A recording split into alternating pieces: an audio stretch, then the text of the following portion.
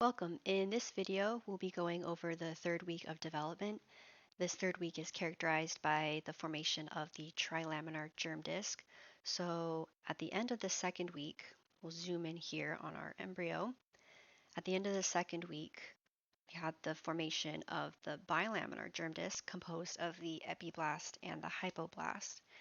And what will occur during the third week is a process of gastrulation, where this bilaminar germ disc, which is 2 layers, will become 3 layers. These 3 germ layers will give rise to all tissues in the human body. So I have drawn our bilaminar germ disc here.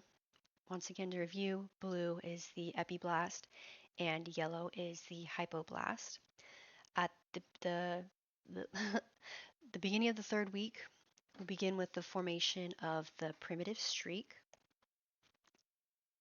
So I'll erase some of the epiblast here. The primitive streak will form a groove on the surface of the epiblast.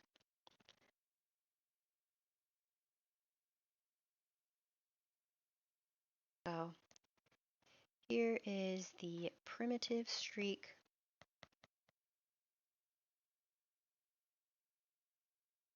And then epiblast cells will then clump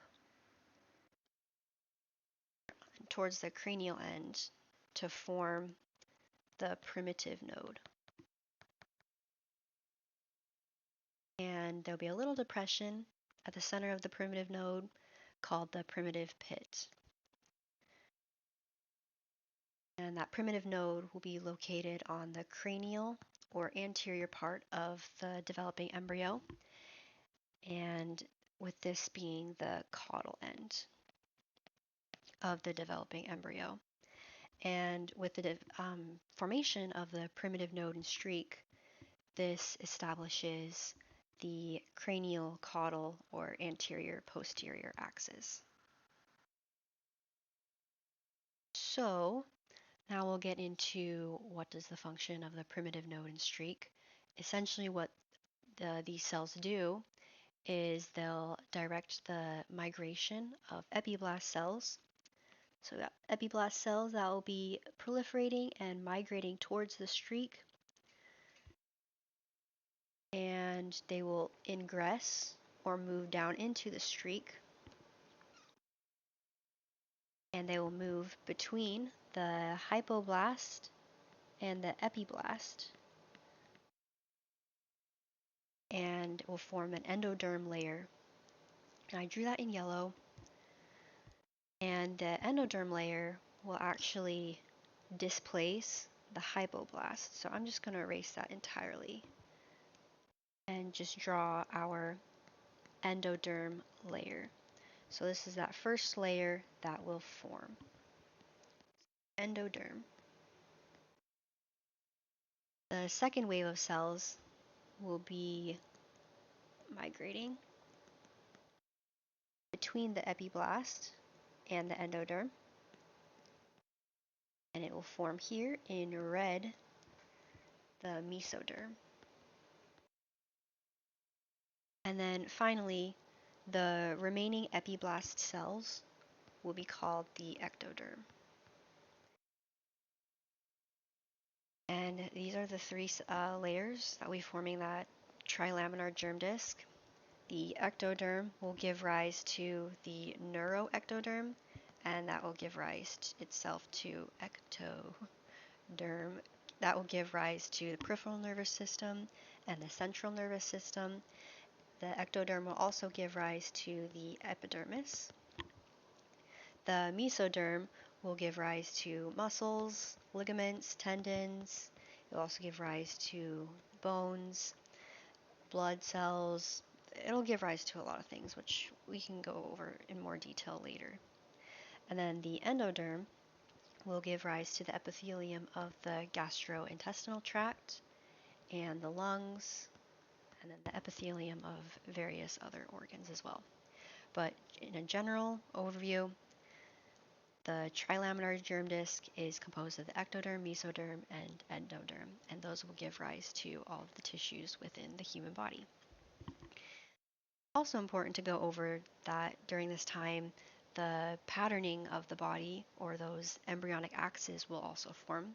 We had already gone over the formation of the cranial-caudal axis, but there will also be the formation of the dorsal ventral axis. The ectoderm will make up the back of the embryo, or in more nerdy terms, the dorsal part. And then the more ventral part, or the belly part of the embryo, will be composed, or sorry, the ventral or belly surface of the embryo will be called is formed by the endoderm. There will also be laterality established, so left and right sidedness. And this forms by motile cilia located in the primitive node that will generate a leftward fluid flow in the node's pit. And this will create a gradient. So there'll be a high concentration of nodes on the left side and a lower concentration of morphogens on the right side. And this will activate asymmetric gene expression on the left side, and this will establish that left-right asymmetry in the embryo. And what I mean by that is the organs in our body are not situated in a symmetrical manner. On the right side, you have the liver. On the left side, you have the stomach, spleen. The heart itself is asymmetrical on the right and left side. And there could be potentially defects in ciliary function that can disrupt this gradient and potentially leading to laterality disorders like situs inversus, where the liver, instead of it being on the right side, is now on the left side, and all of the organs are essentially reversed. So, third week, we have the establishment of the embryonic axes. There's another structure that will form from the mesoderm. So mesoderm will ingress from the epiblast, move towards that middle layer, and will form what is called the notochord. And that will only be in the midline of the embryo. And I will illustrate that here in purple. So this is the notochord. And the function of the notochord is a temporary flexible rod-like structure that will provide structural support. It will also play an organizational role in the development of the nervous system. At this point, I kind of want to illustrate what the embryo looks like. Whoops. If we were to take a slice right here, so I'll redraw that. So we're taking a slice right through here. We can look at it from a side view, see what's going on. Let me redraw in blue our ectoderm. In purple, since we're right in the center, this is a mid-sagittal cut. You can see the notochord, and then the endoderm. There'll be a little bit of mesoderm here.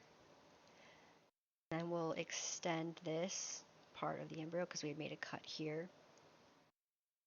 We'll extend this part like so. We got some mesoderm here, and then the endoderm right here. So this is kind of that side view of the embryo right here. What I wanted to illustrate with this side view or sagittal view is that on the two ends here, cranial end and the tail or caudal end of the embryo, there are regions where ectoderm and endoderm are in direct contact without any intervening mesoderm. These ends mark the future openings of the digestive tract, and they have specific names. So on the cranial end, called the oropharyngeal membrane, this will be the site of the future mouth. And then on the caudal end is called the cloacal membrane, and this will be the site of the future anus.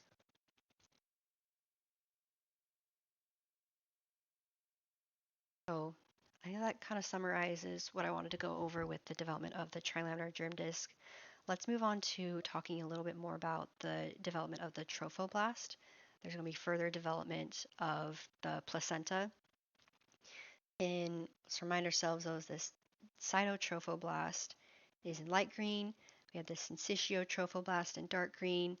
We have red here is the maternal blood. And then in orange is our mesoderm and is composed of the chorionic plate and the connecting stalk, which is going to be that future umbilical cord. At the end of the second week, we had the development of primary villi.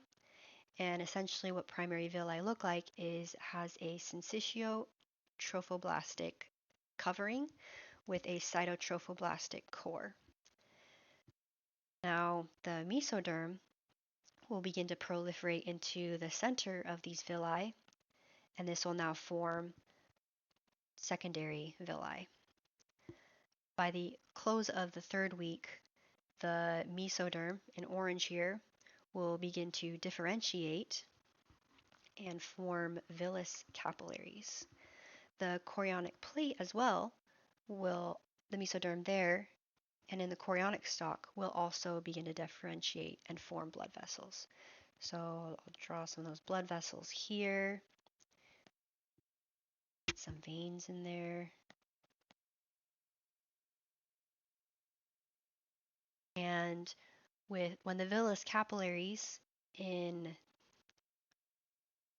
first off, this is now called a tertiary villi when it has that syncytiotrophoblast covering, followed by a cytotrophoblast, and then within the core are those villus capillaries. When those villus capillaries come in contact with vessels in the chorionic plate and within the connecting stalk, the villus system is now ready to supply the embryo with its nutrients and oxygen.